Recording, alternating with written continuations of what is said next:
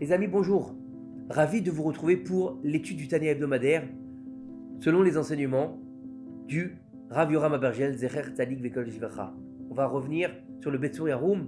La semaine dernière, nous avons vu que lorsque le Baal HaTanya, il a rencontré le Maguide de Mezerich, après 2 ans, il attendit son tour et le Rav lui a dit quoi? Il lui a dit: qu'est-ce que je dois faire? Quel est mon chemin? Il lui a dit: tu trouveras ton chemin tout seul.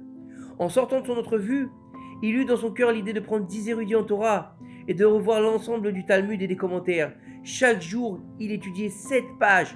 Après 2 ou 3 ans, il finira avec satisfaction d'étudier tout le Talmud et les commentateurs. Après avoir étudié le Talmud en entier, avec les commentaires, pendant 3 ans, l'Admour Azaken retourna voir le Maguide et attendit pour entrer.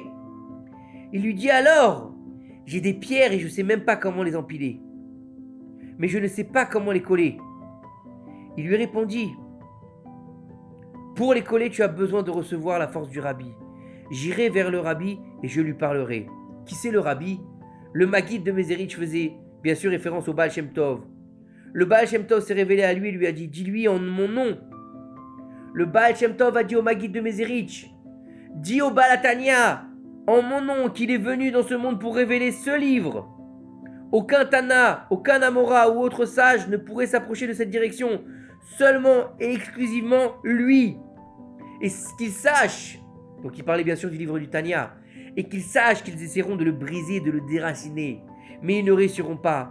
Il continuera comme cela jusqu'à la venue du Mashiach. C'est le Baal Shem Tov qui transmet cela au Maguide de Mezerich. Il y a une tradition de la bouche des anciens que seulement avec le livre du Tanya, nous irons accueillir le Mashiach.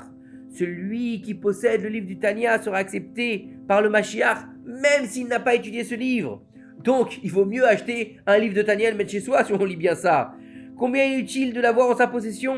C'est pour cela que le Rav a commencé son livre avec les mots Tanya, pour nous suggérer qu'il vient casser la clipa qui retarde la rédemption finale. La rédemption ne viendra que par la diffusion des sources du Baal Shem Tov vers l'extérieur. Le Baal HaTanya, il est venu dans ce monde afin de diffuser quoi? La Torah du Baal Shem Tov, qui est basée sur 2 principes. 2 principes. La première, ne jamais avoir peur de personne, qui que ce soit, sauf d'Hashem Yitbarach. Ne pas avoir peur des URSAF, ne pas avoir peur d'aller faire un examen, ne pas avoir peur de se lancer. De quoi il faut avoir peur? D'Hashem Yitbarach. Et le 2, c'est quoi? Aimer chaque juif tel qu'il est, avec toute notre âme. Ne pas faire de différence comme il y avait à l'époque du Baal Shem Tov, les érudits d'un côté et les paysans de l'autre. Ne pas faire de différence entre un juif religieux et un juif laïque.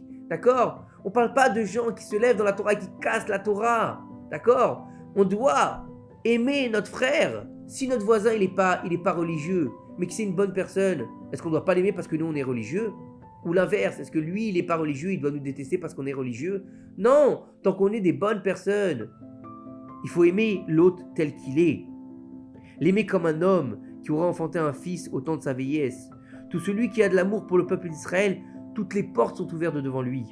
Le Baal HaTanya a dit à la fin de son livre que les Tanaïm et les Amoraïm du Second Temple n'ont pas réussi à apporter la rédemption parce qu'ils ont fait une différence entre les érudits en Torah et les ignorants.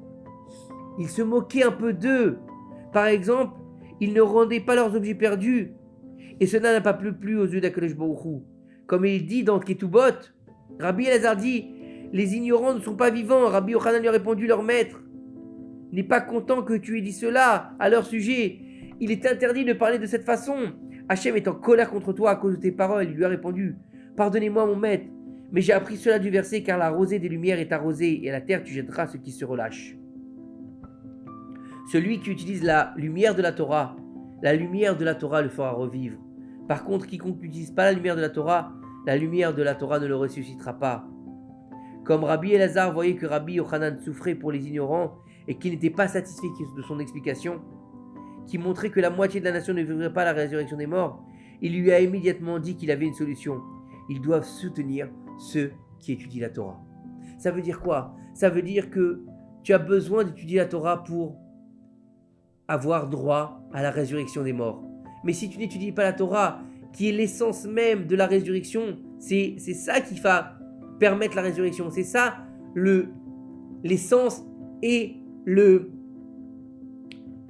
fluide qui va te faire revivre. C'est quoi? C'est la Torah. c'est pas une magie, c'est pas une potion magique, non, c'est la Torah. Et si tu n'étudies pas la Torah, alors comment tu veux revivre? Par exemple, pour les femmes qui n'ont pas l'obligation d'étudier la Torah, comment elles vont faire? En envoyant leurs femmes, leurs maris et leurs enfants étudier la Torah. Mais les ignorants, qu'est-ce qu'ils vont faire? Moi, j'ai pas le temps, je travaille, moi, je peux pas, je suis bête, moi, je peux pas, comme dit, comme ça, comme ça. Comment tu fais? Tu peux pas étudier la Torah? Soutiens les gens qui étudient la Torah. Et au moins, tu auras la possibilité de te relever après à Triyat HaMetchim. Rabbi Yochanan était un homme pur. Il avait une façon de voir les choses impossibles à décrire. Il a immédiatement senti que cette explication causait de la douleur à Hachem Ilbarach. Hachem veut que nous aimions chaque juif, que t'importe ses actes, tu dois permettre à chaque juif de vivre.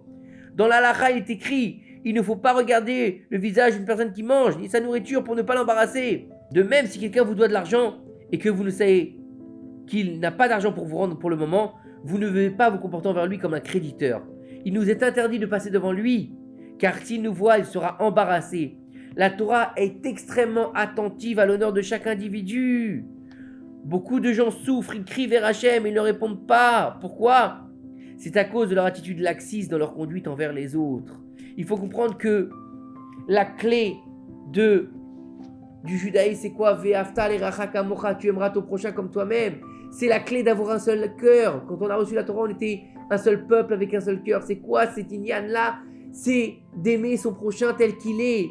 Aimer les gens tels qu'ils sont, qu'ils soient religieux, pas religieux, petits, grands, moches, beaux, intelligents ou bêtes. Qu'est-ce que ça peut faire? On fait tous partie d'une même unité, on est tous dans le même bateau.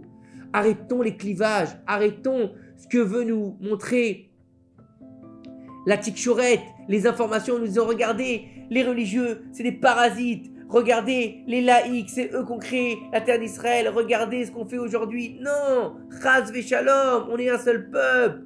Les non-religieux, les religieux, les moyens religieux, les très religieux, ils ont tous reçu la Torah au Mont Sinaï. Après, c'est une question de savoir qu'est-ce que je suis vis-à-vis de mon Créateur. Comment je me positionne vis-à-vis d'Akadosh Baruch Hu, pas vis-à-vis des hommes, parce que le seul qui juge, c'est Akadosh Baruch Hu. Et n'oublions jamais une chose, comme tu juges la création, on te jugera toi aussi. Donc il vaut mieux juger les casse-routes, qu'on puisse comprendre que malgré le fait que les personnes ne soient pas forcément religieuses ou qu'elles soient très religieuses, il y a un homme qui se cache derrière sa kippa ou son manteau ou son chapeau ou pas son chapeau ou pas sa kippa ou sa boucle d'oreille. Il y a un être vivant qui a une neshama élokite que Dieu lui-même lui a donnée. Donc on comprenne qu'il faut respecter la personne pour ce qu'elle est et pas pour ce qu'elle paraît et pas ce qu'elle connaît comme Torah. Que ces quelques paroles de Torah nous aident à faire venir le Mashiach, Bimra Bemnou. Amen. Une bonne semaine, à très bientôt.